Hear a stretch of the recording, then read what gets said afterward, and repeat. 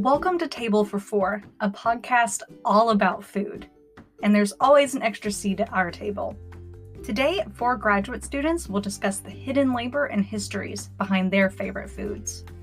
So come on, join Laken, Caroline, Dan, and Joe.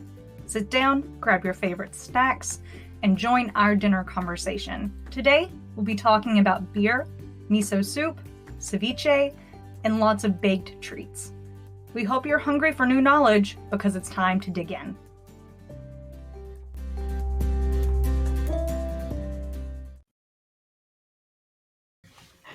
Hey, y'all. Hi. I haven't seen you all in forever. I'm so glad we could meet up for dinner today. It feels good. I'm so hungry today. Me too. Man, Good to be out of the house. Yeah, I haven't tried out this restaurant before, but I'm really excited. I think their menu's pretty good. Cool. Yeah, and we have a wonderful table. We have wonderful company. So yeah, let's eat. Let's do it.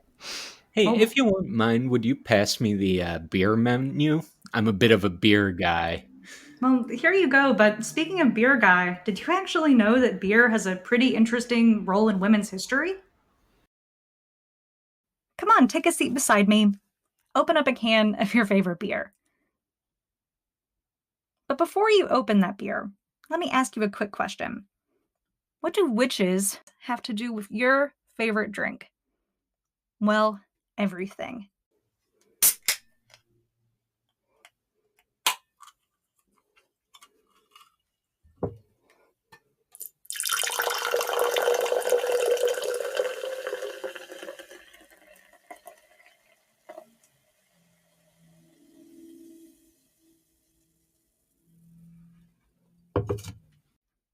Growing up in rural Appalachia, I learned that brewing beer and moonshine, it requires traits that many people, unfortunately, don't associate with women. Strong arms, hard labor, and a scientific mind. But every time I crack open a bottle of beer, I think of women. I think about how brewing used to be women's work. It used to be, that is, until witches set up shop.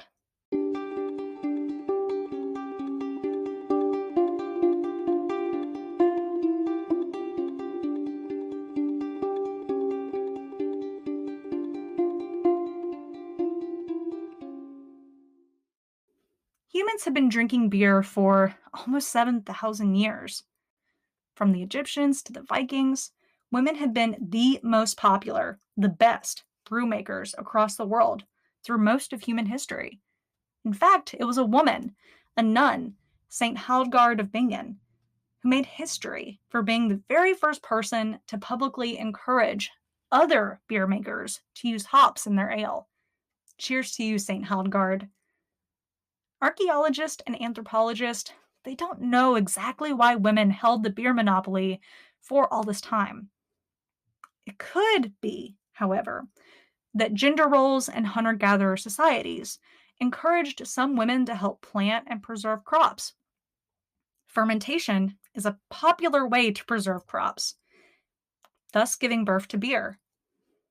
But if women were the most popular brewers throughout history, why do men dominate the craft beer industry today? And why was I discouraged from learning the trade?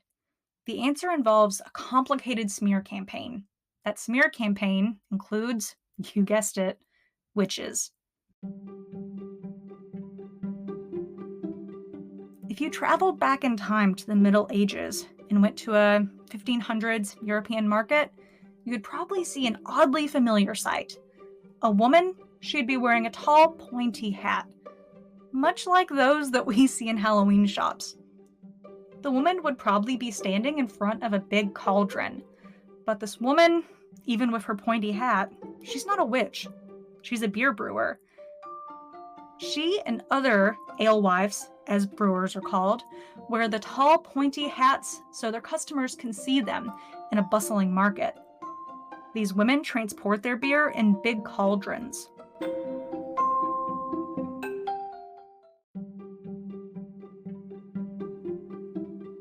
In these images of cauldrons, hats, and cats, they remind many of us of witches, and that's no accident. Just as women were at their peak in the beer markets of Germany and across Europe, the Inquisition began. The Inquisition was a religious fundamentalist movement meant to promote more traditional Christian values. That involved stricter gender roles between men and women, and it also involved a paranoia of witchcraft. As the Inquisition heated up, the male brewers smelled an opportunity. They accused female brewers, their biggest competition, of being witches. They said that these women used their cauldrons to brew up magic potions instead of booze. Unfortunately, the rumors took hold. Over time, it became more dangerous for women to actually brew beer because they could be misidentified as a witch. And being called a witch wasn't just a bad look socially, it could get you killed. So some English towns made it illegal for most women to actually become brewers. By the 17th century, these changes seemed complete. Men controlled most of the beer business in Europe. This patriarchy, unfortunately, it continues today. Men own more craft breweries than women, even in the 21st century. Men continue to drink more beer than women. It doesn't have to be this way, though. For most of history, it wasn't. So what do we do about the gender binary problem in our beer? First, we can support women-owned breweries. Second, we can encourage women to begin learning the craft again. Third, we can remember that a nice cold bottle of beer was never just a beer. Your Bud Light or your Budweiser, it's part of a long history of skilled women who have been erased, their work ignored. Without those women who first began brewing beer over 7,000 years ago, we couldn't enjoy our favorite beverages today. And we'll raise a glass to that.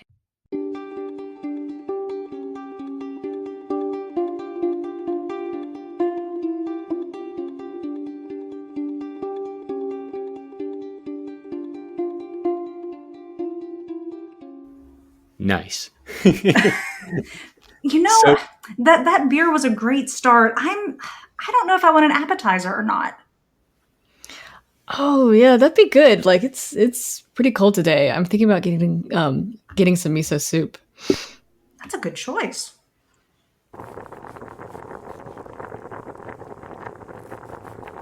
The newest of the 5 basic tastes our tongue receptors can pick up is umami, a flavor made knowable via Japanese cuisine. So associated with Japan and Japanese food, it retains its original Japanese word rather than be translated. It combines the noun form of the Japanese word for delicious, umai, with the noun for taste, mi.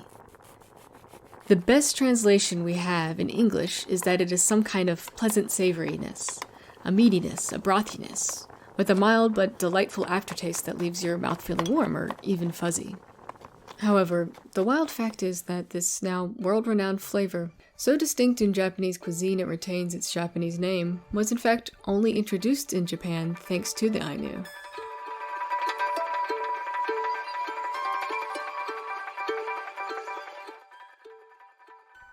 The Ainu are the northern indigenous people of the Japanese archipelago that are culturally, linguistically, and culinarily distinct from the Japanese.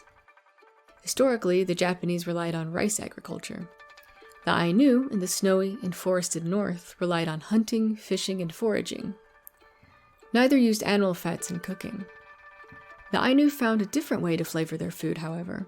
They used kombu, a kind of kelp that can be harvested from the dense underwater forests off the coast of what we now call Hokkaido, Japan. Kombu is dried and then can be turned into a paste and added to any dish to add that distinct burst of umami. In fact, even today, 95% of kombu comes from Hokkaido. When the Japanese traded with the Ainu hundreds of years ago, kombu became a part of the Japanese diet as well, adding it to their broths and other dishes, finding that it gave their meals a new kick of flavor. It transformed the culinary landscape in Japan, and is found in many of the foods we associate with Japan today: soy sauce, ramen, and one of my favorites, miso soup. Both Japan and Japanese food are now internationally recognized and regarded. The Ainu, however, have not had their fair share of the spotlight for their part in introducing their traditional food practices and umami to Japan and eventually the rest of the world. This parallels their own struggle for recognition in the country that colonized their land not too long ago.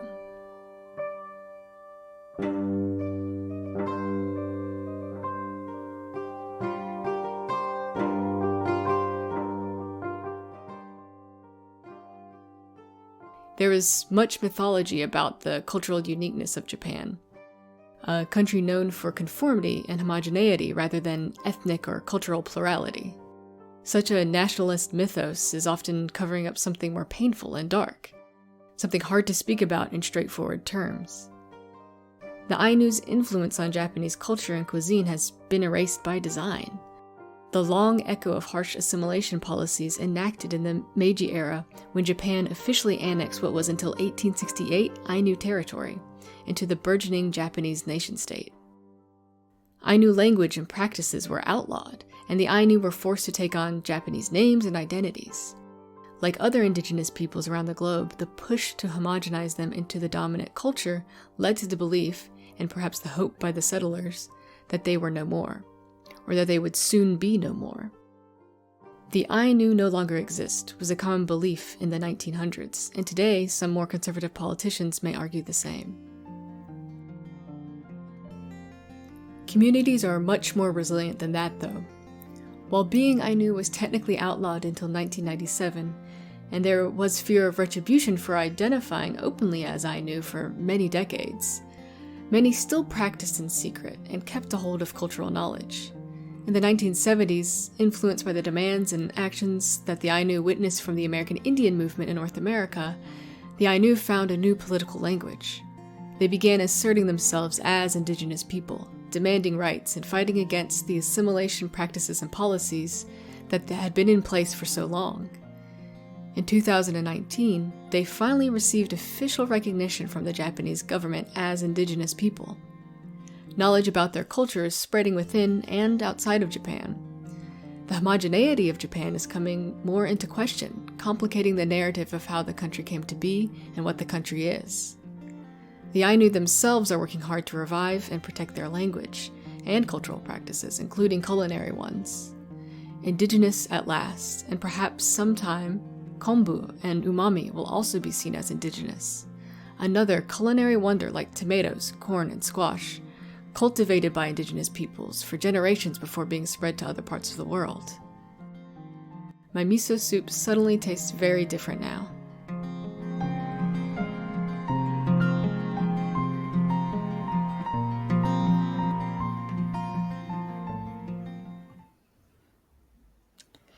Man, Japanese food's getting pretty popular around the world now. Hey, did you know that Japanese traditions have influenced Latin American food? In fact, Peruvian most famous dish is what it is today thanks to the Nikkei community. And ceviche has a very interesting history. Ceviche has become a cosmopolitan dish. Originally from Peru in South America, this meal is not only a fundamental part of Peruvian life. Today, it features on menus around the globe. The basic recipe is simple. You need fresh fish, red onion, lime juice, Peruvian red chili, and salt. The challenge is to find that sweet spot in which the acids of the lime lightly cook the fish. Less than that will be unpleasant, and more than that will be bland. Recently, Netflix launched a show titled Street Food Latin America. The Peruvian episode opens with a particular message. El ceviche es el plato favorito de los peruanos. Ceviche is Peruvians' favorite dish. How did we get there?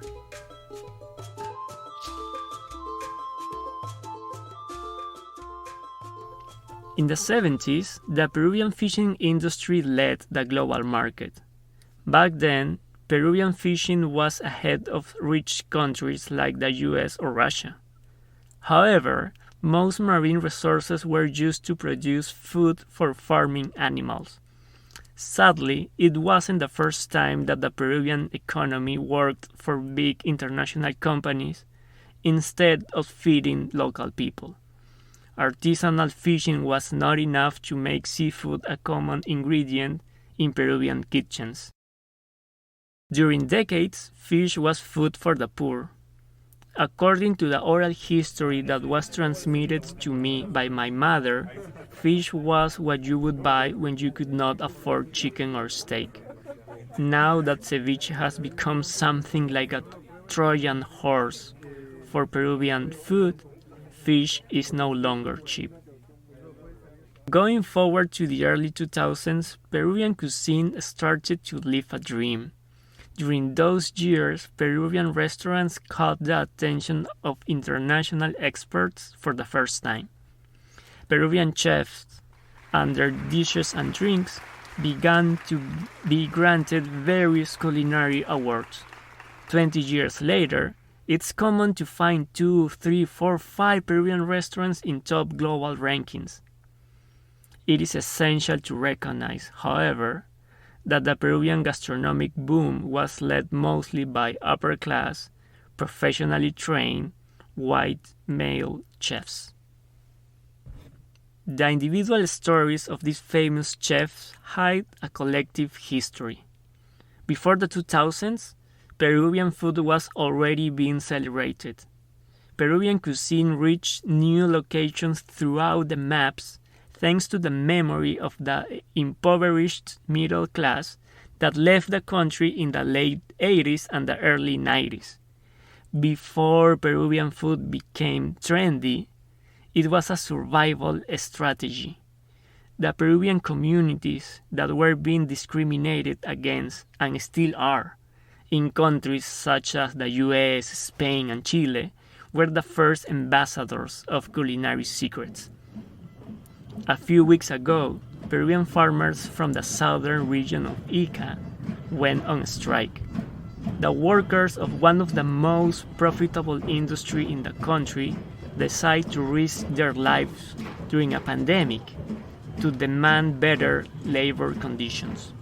During the protest, the police killed one worker.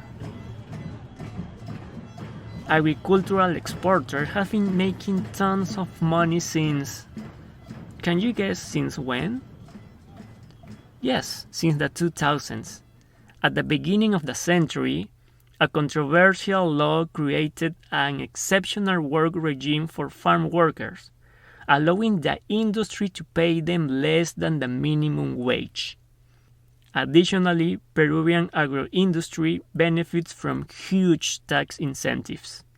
In opposition, the exceptional labor regime had become permanent until just a few days ago when the streets' pressure led Congress to repeal the law.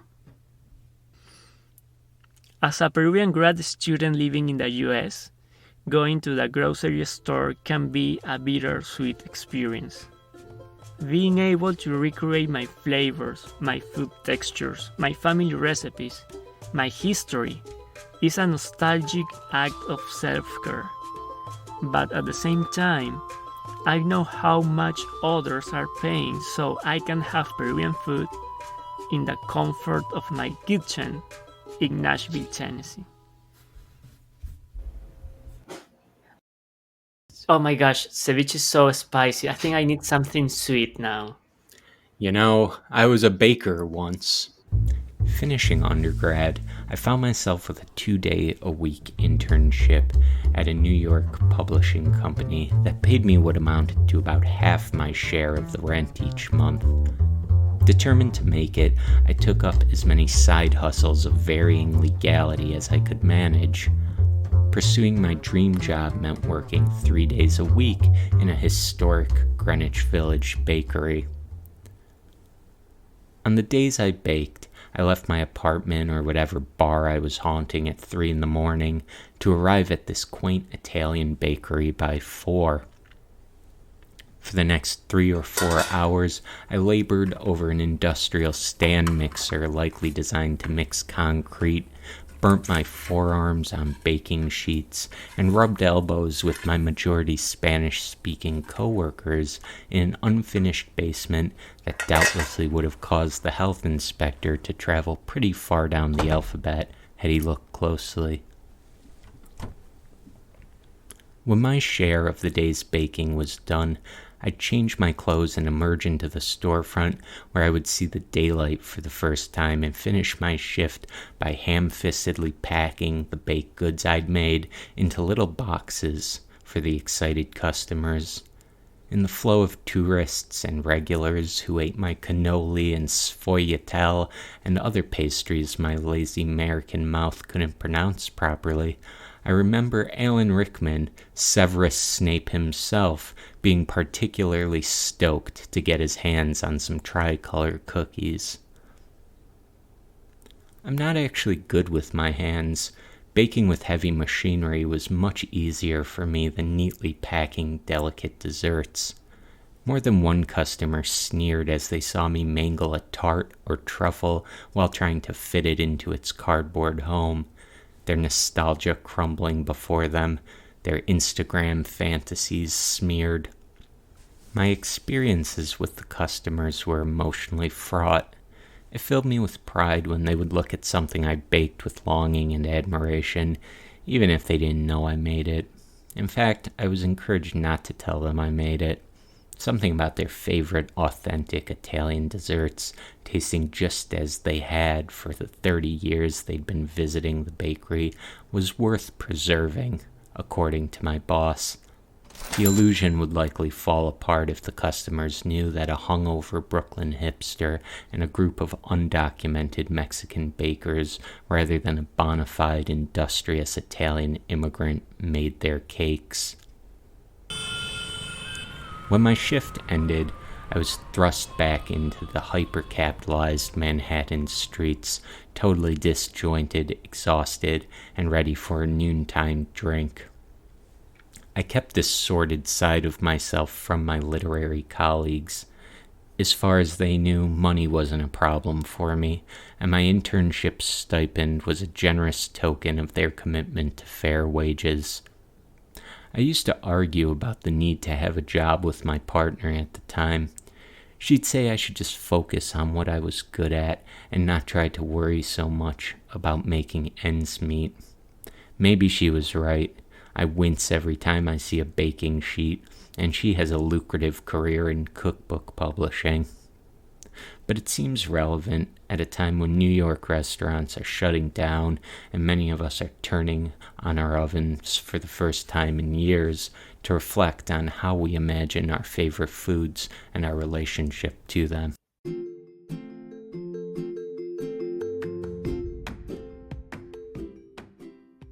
Thank you for joining Table for Four, a 4-course conversation about food and labor. Our dinner podcast may be over, but the conversation doesn't have to end. Even during the COVID-19 pandemic, when we are far apart and restaurants are struggling, food connects all of us. So share this episode on social media. Start your own conversations about the hidden histories of your favorite meals. We look forward to having you next time. This podcast and others like it are made possible in part thanks to the generous sponsorship of the National Humanities Center and listeners like you.